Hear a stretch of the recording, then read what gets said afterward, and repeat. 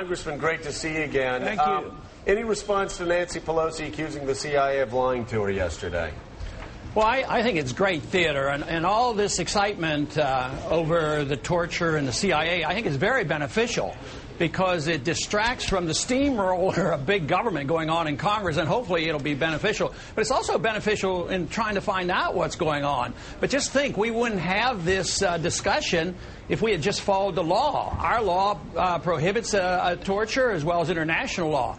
But the fact that this discussion is here and who said what is good, I have no idea who's telling the truth, but I know it's very good for the country to get to the bottom of it. But unfortunately, sir, now the story is really about Nancy Pelosi and the Speaker of the House and what she knew when, instead of, quite frankly, perhaps the discussion and the exploration of what we need to be doing as a country, whether it be following the law pertaining to torture or changing the rules. Yes, I know there are some shortcomings, but overall I think it's a benefit because she might slow up on nationalizing health care and further nationalizing education. Maybe things will slow up because we are quickly socializing the country and spending ourselves into oblivion and bailing out all of Wall Street. So maybe that'll be a distraction from that. But you're right. Maybe this will not lead to getting to the bottom of it because the administration's not all that interested in prosecuting the people who broke the law. You know, Ron, I'm writing a book, have written a book talking about the future of the conservative movement, and I tried to go back to figure out when the big mess begun that led to this collapse. And there were a few people, Peter Walson at AEI, and even the New York Times article that was written in 1999 warning about Freddie and Fannie. A lot of warnings out there. Alan Greenspan also issued warnings. But I was stunned by reading a statement you made in the Banking Committee on September 10th, 2003. In fact, I reprinted the whole thing in my book. I want Americans who hear leaders saying every day, we could have never seen this coming. This was a shock. How did this happen? I want to read what you said 5 years before the collapse. The special privileges granted to Fannie and Freddie have distorted the housing market by allowing them to attract capital that they could not attract under pure market conditions. Like all artificially created bubbles, the boom in housing prices cannot last forever. When housing prices fall, homeowners will experience difficulty as their equity is wiped out. Furthermore, the holders of the mortgage debt will also have a loss. These losses will be greater than they would have otherwise been had government policy not actively encouraged overinvesting in housing. And you go on to say, because so many people will invest in housing, the damage will be catastrophic. Congressman, how could it be that you knew this on the Banking Committee in 2003 and nobody else did until after the collapse? Well, I would think the easiest explanation is Washington, D.C. is permeated by Keynesian economic thinking. Very few even know the name Austrian economics and understand the business cycle. I was concerned about the building of the bubble since 1971 when gold was delinked from the dollar.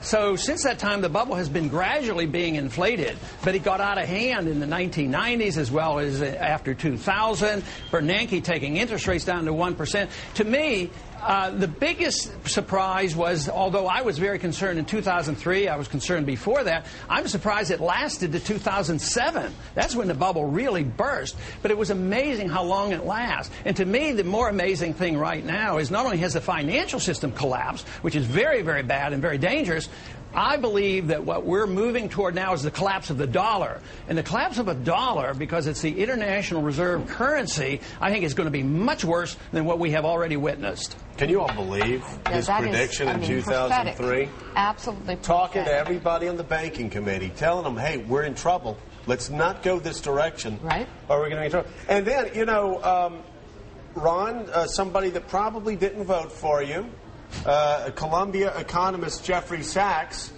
came on this show and said what we're doing now with these economic policies is rebuilding another bubble and creating debt, more debt.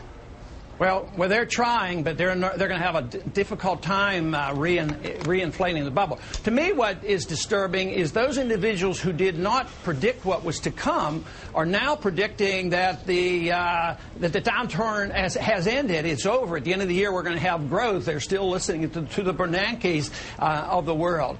And yet, they were completely wrong before. Greenspan was wrong. Bernanke was wrong. But all of a sudden, oh, I know, the end has come, that we got into our trouble by spending too much, borrowing too much, and inflating too much, and now that's all they're doing, and now they're predicted, and they have given credibility of knowing how to predict the end of this downturn. That's, Ron, to be astounding. Hey, Ron, not only that, the very people that sat in your committee when you told them what was going to happen remained silent. And in fact, some accusing you and other Republicans that were critical of Fannie and Freddie of being racists who hated poor people. Those very people that missed all the warning signs were then put in charge of the trillion-dollar rescue. But Joe, you got to give them a little bit of credibility here on this argument, because I was still on the fringe back in 2003. Nobody cared what I was saying. Now at least I have 100 or 200 people who care, so I'm getting a little bit more attention. and it isn't so much me. I'm just reciting what I've learned by studying free market economics, and we haven't had free market economics. Now they're blaming capitalism for all these problems and not enough regulation. We've had crony capitalism. We've had inflationism, corporatism, big government. We've not had true free market capitalism, so we have to define it. Somebody asked me once, what individuals caused this problem? I would put it all on the shoulders of Keynes. And it's a long time since he's been around, but Keynesianism exists. Remember what Nixon told us? We're all Keynesians now. That was when the last link of the dollar to gold was removed, and since that time we've had nothing more than these bubbles and big government, but it is coming to an end. We can't afford this foreign policy or these bailouts any longer. Exactly.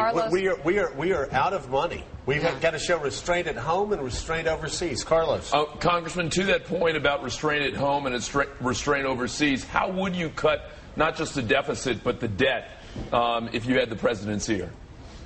Well, I would start overseas because politically it's more palatable. Sometimes a conservative will come up and they'll have an amendment and cut 5% out of child health care.